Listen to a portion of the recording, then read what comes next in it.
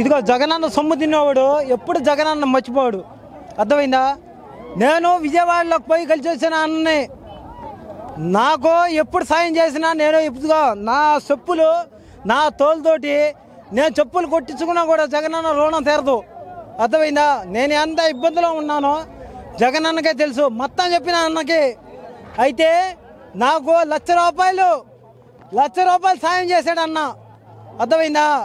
జగనన్న మరవకండి, అర్థమై ముసలోళ్ళకి కానీ ముత్తకోళ్ళకి కానీ ఇదిగో ఇసుమంటి వాళ్ళు ఉన్నారు చూడు, ముసలోళ్ళు ఇదిగో స్కూల్లో ఉన్నాయి చూడు, ఇదిగో స్కూల్లో ఉన్నాయి చూసావా?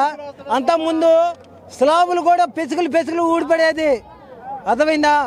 ఇప్పుడు జగనన్న బియ్యం కాకుండా మా ఊర్లో సన్న బియ్యం కూడా చిన్న పిల్లలకి ఏది 1వ తరగతి నుంచి 5వ తరగతి దాకా సన్న బియ్యం పెడుతున్నారు జగనన్న, అర్థమైందా?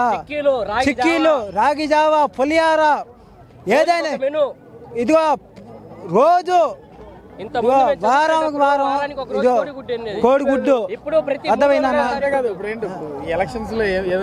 జగనన్న వస్తాడు. ఇదిగో చంద్రబాబు నాయుడు కానీ జనసేన ఇల్లు ఉత్త మాటలు అన్నమాట. వీళ్ళ అమ్మల దెంగ ఏనా కొడుకు ఎవడు చేశాడు అన్నా, వద్దు 14 సంవత్సరాల్లో ఏం చేశారు వీళ్ళు? జనాల సొమ్ము దెంగారు అన్నా. సారీ అన్నా, ఏమనుకో అన్నా. 40 సంవత్సరాల అనుభవం ఉండి ఇదిగో పెద్దోడు ఇప్పుడు ఈయన ఉన్నాడు, జగన్ని ఓడించే దమ్ము లేక నలుగురితో కలిసి వస్తున్నాడు. ఇదిగో సరే ఇప్పుడు 24 ఎలక్షన్ గురించి చెప్పు. జగనన్న వస్తున్నాడు, జగనన్న గెలుస్తాడు. ఇదిగో జగనన్న గెలవపోయాడు అనుకో నేను చచ్చిపోతా, కృష్ణాలు పోసుకొని చచ్చిపోతా, మా మాట లేదు. జై వైఎస్ఆర్, జై జగన్. గ్రామ సచివాలయాలు స్థాపించి వాలంటరీ వ్యవస్థను పెట్టి 2 సంవత్సరాలు కరోనా వస్తే కరోనా కాపాడి కరోనాలో ఆడకపోయారు చంద్రబాబు, పవన్ కళ్యాణ్ గారు. ఈ వ్యక్తులు ఆడకపోయారు. జనాలు చచ్చిపోతుంటే ఆంధ్ర రాష్ట్రంలో వాళ్ళు హైదరాబాద్లో కూర్చున్నారు.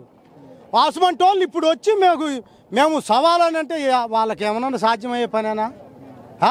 వాలంటరీ వ్యవస్థ పెట్టి ఇవాళ యువతలకి 1,35,000 పోస్టులు ఇచ్చి ఆడ కూర్చోబెట్టాడు. ప్రతి రాజధాని కట్టాడు, రాజధాని ప్రతి ఊర్లో కట్టాడు. రైతు భరోసా, హాస్పిటల్, ఈ సెంటరు, ఈ సెంటర్లు మొత్తం కట్టి యూనివర్సిటీ నేస్తం కాడ నుంచి రైతు నేస్తం కాడ నుంచి ప్రతి అమ్మ ఒడి కాడ నుంచి ఇవాళ స్కూల్లో అమ్మ ఒడి బిడ్డ కడుపులో పడదంటే ఆ బిడ్డ ఆహారం పౌష్టికాహారం కన్నదాకా హాస్పిటల్కి పోయి మళ్ళా కారులో తీసుకొచ్చి ఇంటికాడ దించి 5,000 రూపాయలు మనీ ఇచ్చి ఎవరయ్యా ఏడుండారు ఈ చంద్రబాబు, ఎక్కడున్నాడు ఈ జనసేన పవన్ కళ్యాణ్? రమ్మను, దమ్ముంటే సిద్ధం రమ్మను. ఎందుకు ఏం చేశాడు రాష్ట్రానికి? 14 సంవత్సరాలు ముఖ్యమంత్రి. ఎక్కడన్నా ఒక డాంగ్ కట్టాడా? 1 లక్ష ఎకరానికి పొలానికి నీళ్ళు ఇచ్చాడా? ఏ రైతు నన్ను ఆదుకున్నాడా? ఏదైనా కరెంటు రాజశేఖర రెడ్డి గారు దేవుని దగ్గర రాత్రు రాజశేఖర రెడ్డి గారు కరెంటు ఇస్తానంటే గుడ్లారాజు కావాలన్నారు తీగల మీద. ఇవాళ అదే కరెంటు రైతులు మొత్తం అనుభవిస్తున్నారు. ఇవాళ పగులిస్తున్నారు, 6 నైట్ ఇస్తే ఇవాళ పగులిస్తున్నారు. ఒక్క అడుగు ముందుకెళ్తే జగన్మోహన్ రెడ్డి గారు ఆయన వాళ్ళ నాన్న ఒక్క అడుగు ముందుకెళ్తే నేను 2 అడుగులు ముందుకెళ్తానన్నాడు, అదే స్థాపిస్తున్నాడు. ఇవాళ 175 తిప్పి నలుమూలల వాళ్ళ బంగాళాఖాతంలో కలిపే టైం వచ్చింది. జై జగన్, జై జగన్. నా పేరు జమ్ముల గురవయ్య.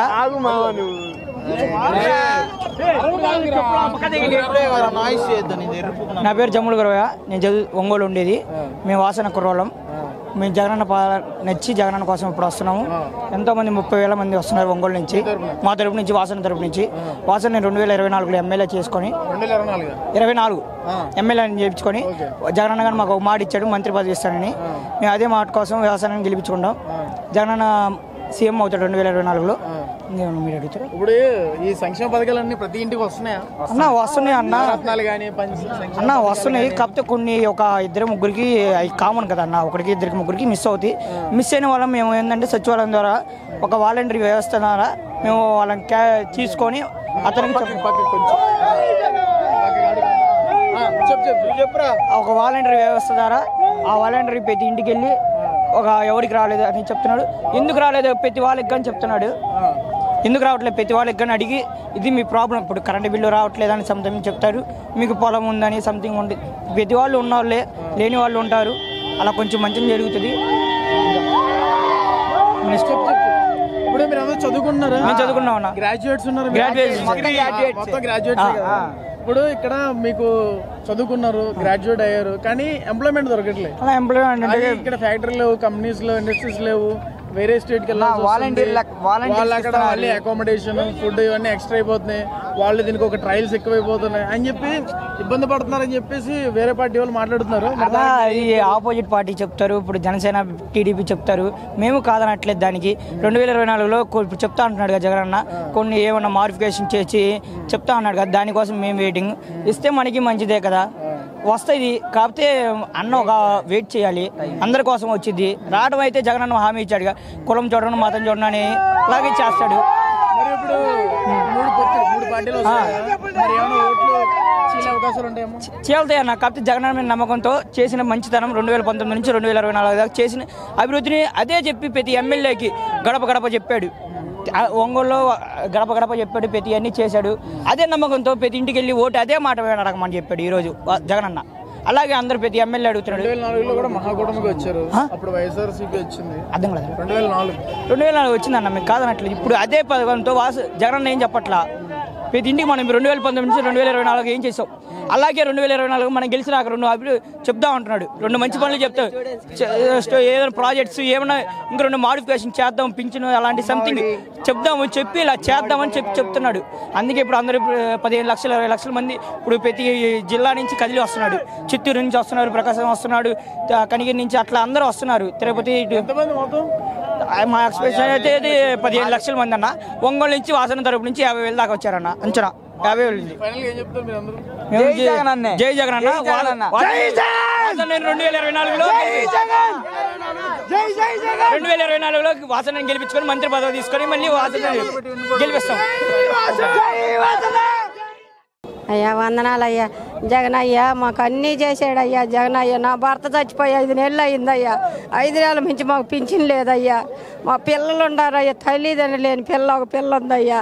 ఆ పిల్లకి ఏదన్నా చూపిస్తాడని ఇక్కడికి వచ్చానయ్యా. నన్ను ఆయన కాడకి గలపండి అయ్యా. అయ్యా జగనయ్య, నేను మా తెమ్మాయిపాలెం అయ్యా, తెమ్మాయిపాలెం అద్దెంగి సువార్థం అయ్యా నా పేరు. ఆ సువార్థం నాకు పిల్లలు 2 పిల్లలు అయితే 2 పిల్లలు, ఒక అబ్బాయి చచ్చిపోయాడు, తల్లిదండ్రులు లేని పిల్ల ఉందయ్యా. ఆ అమ్మాయి వైజాగ్లో ఉందయ్యా. ఆ అమ్మాయిని చదివిస్తున్నారయ్యా. మమ్మల్ని చూసి మా దయ కల్పించి మమ్మల్ని న్యాయం చేయమని కోరుకుంటున్నానయ్యా. పథకాలు వస్తున్నాయి అయ్యా. ఇది అమ్మఒడి వస్తుంది మా మనవడికి, కొడుకు బిడ్డకి. నాకు 45 ఏళ్ళు డబ్బులు వస్తున్నాయి పింఛను. మరి 4వసారి ఇప్పుడు పడ్డాయి అన్నారు, ఇంకా తెచ్చుకోలేదయ్యా. అన్నీ మాకు న్యాయం చేశాడు, ఆయనే రావాలని కోరుకుంటున్నానయ్యా. నేను వాలంటీర్, నా కోడలు వాలంటీర్ అయ్యా. నా చిన్న కోళ్ళు వాలంటీర్ పోస్ట్ ఇచ్చారు, నా చిన్న కోళ్ళు చేస్తుంది. 2 కొడుకులు అయ్యా. నాకు అన్నీ చేస్తున్నాడు అయ్యా. జగన్ అయ్యే రావాలయ్యా నాకు. వేరే పార్టీలకు మేము బామయ్యా. ఆయన వాళ్ళ నాన్నగారు ఉండప్పటి మేము అదేనయ్యా.